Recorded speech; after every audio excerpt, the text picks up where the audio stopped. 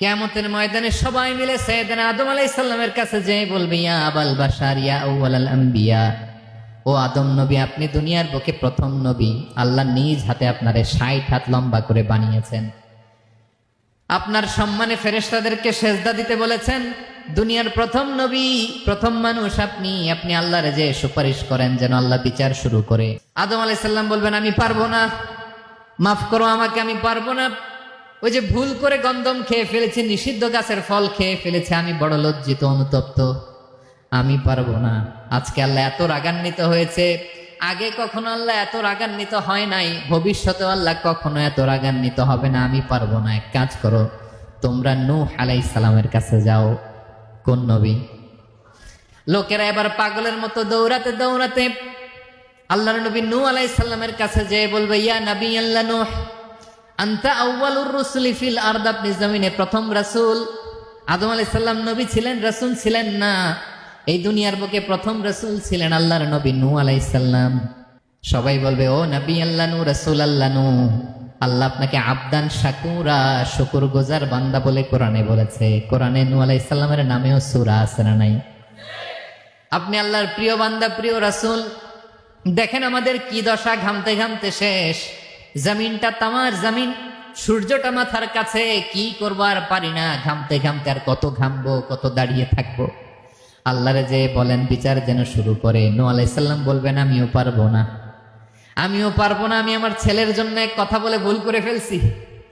যখন মহাপ্লাবন হবে আমি বললাম, আল্লাহ আমার কলিজার টুকরা সন্তান রে বাঁচান।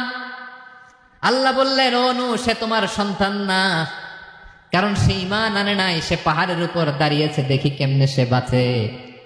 ওই যে আমি একটা না বুঝে আবদার করেছি, আল্লাহ আমার উপর রেগে গিয়েছিলেন। আজকে আল্লাহ ওই ব্যাপারে যদি আমারে প্রশ্ন করে, আমার কোনো জবাব নাই, আমি পারবো না, মাফ করো। তোমরা সবাই মিলে আল্লাহর খালিল ইব্রাহিম আলাইহিস সালামের কাছে যাও। লোকগুলো পাগলের মতো খুঁজতে আরম্ভ করবে, অযুত লক্ষ নিযুত কোটি মানুষের ভিড়ে আল্লাহর খালিল ইব্রাহিমকে যেয়ে বলবে, ইয়া খালিলুল্লাহ, ও আল্লাহর খালিল, আল্লাহ আপনাকে বড্ড ভালোবেসেছেন, আপনি কাবা বানিয়েছেন, আল্লাহ আপনাকে বড্ড পছন্দ করেন। দেখেন আমাদের কি অবস্থা। আপনি যে আল্লাহর কাছে সুপারিশ করেন যেন আল্লাহ আজকে বিচার শুরু করে। আল্লাহর নবী ইব্রাহিম বলবেন, আমিও পারবো না। আমি আমার জীবদ্দশায় 3টা মিথ্যা বলেছি। কয়টা? আসলে মিথ্যা না, একটু টুইস্ট করে, কৌশল করে কথা বলেছিলেন, ওইটাকে হাদিসে মিথ্যা বলা হয়েছে। আমি জীবনে 3টা মিথ্যা বলেছি, জীবন বাঁচানোর তাগিদে কৌশল করে 3টা কথা বলেছি। আজকের এই কঠিন ময়দানে আল্লাহ যদি ওই 3টা কথার ব্যাপারে জিজ্ঞেস করে, লজ্জায় আমি মাথা দেখাতে পারবো না, আমিও পারবো না, আমিও পারবো না। আজকে আল্লাহ এত রেগে আছে, আগে কখনো এত রাগে নাই, পরেও রাখবে না। তোমরা সবাই মিলে বনি ইসরাইলের নবী মূসা আলাইহিস সালামের কাছে যাও। সবাই এবার যাবে মূসা আলাইহিস সালামের কাছে, যেয়ে বলবে, ইয়া নবী আল্লাহ মূসা, আপনি ছিলেন কালিমুল্লাহ, আল্লাহর সাথে সরাসরি কথা বলতেন।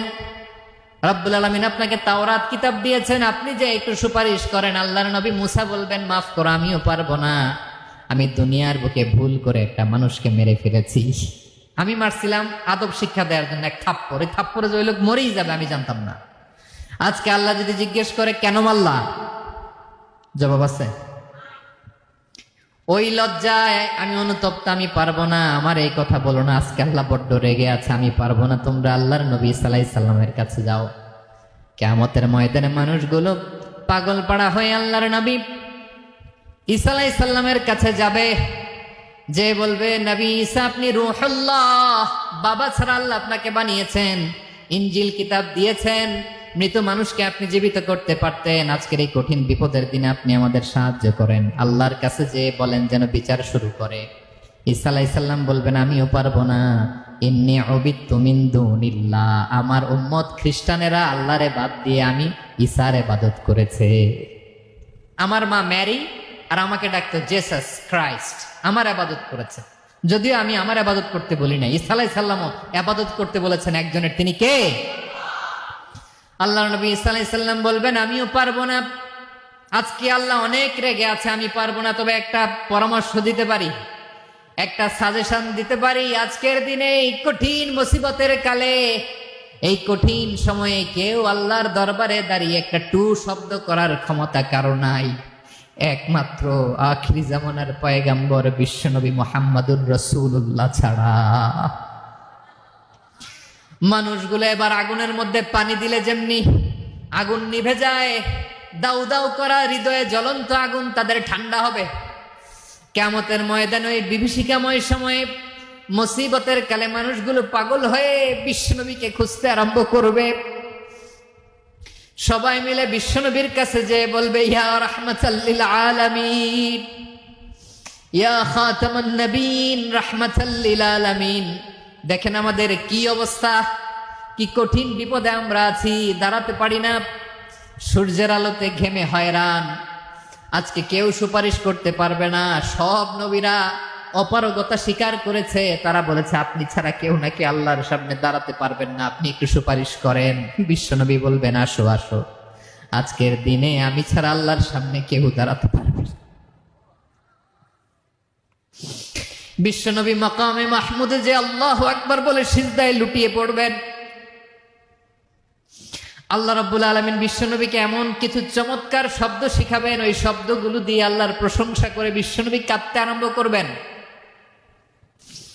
বিশ্বনবী এমন ভাবে অঝোর দ্বারায় সিজদায় লুটিয়ে পড়ে কাঁদবেন, রব্বুল আলামিনের রহমতের দরিয়ায় জোশ লেগে যাবে।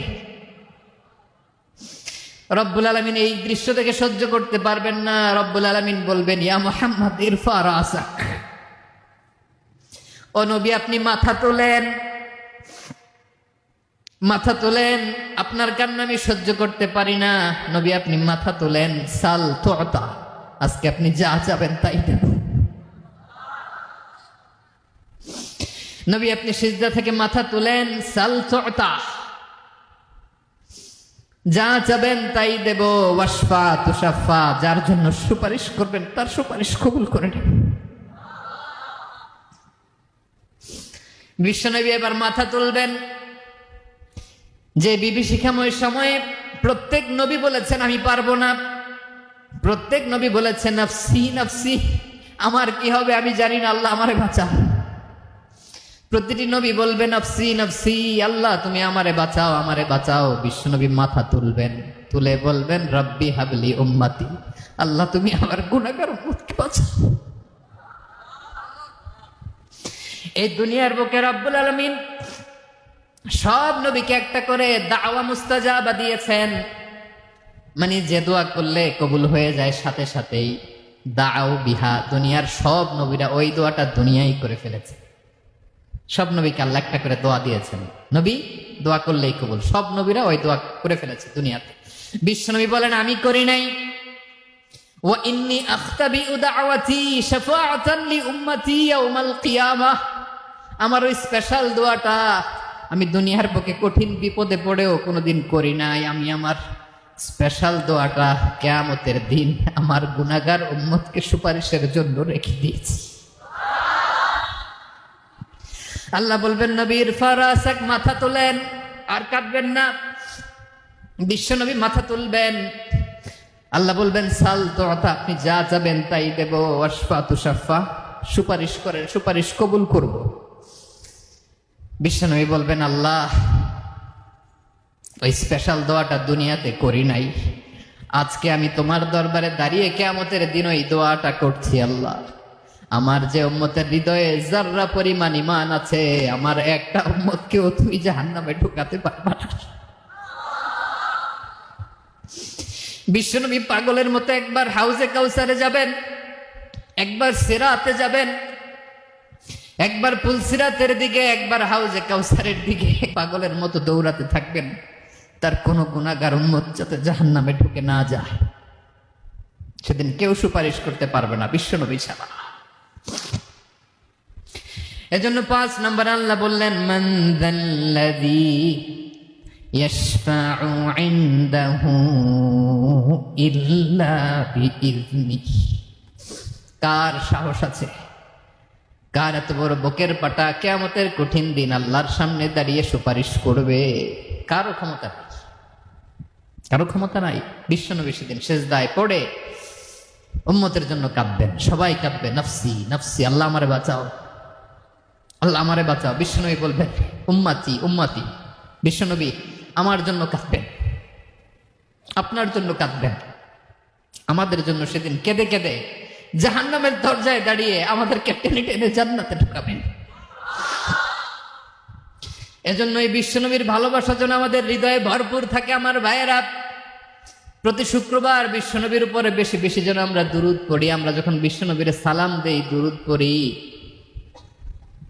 একদল স্পেশাল ফেরেশতা আছে যারা বিশ্বনবীর দুধটা নিয়ে সরাসরি বিশ্বনবীর রওজায় যায়, যে বলে অমুকের বেটা অমুক আপনারে সালাম দিয়েছে। বিশ্বনবী নিজ কবরের থেকে নিজেই সালামের উত্তর দেয়। বিশ্বনবীর ভালোবাসা যেন আমাদের হৃদয়ে থাকে, বিশ্বনবীর সুন্নাহ দিয়ে যেন আমাদের জীবনটাকে সাজাই। পারা যাবে ইনশাআল্লাহ। বিশ্বনবীর ভালোবাসা ছাড়া কেউ জান্নাতে ঢুকতে পারবে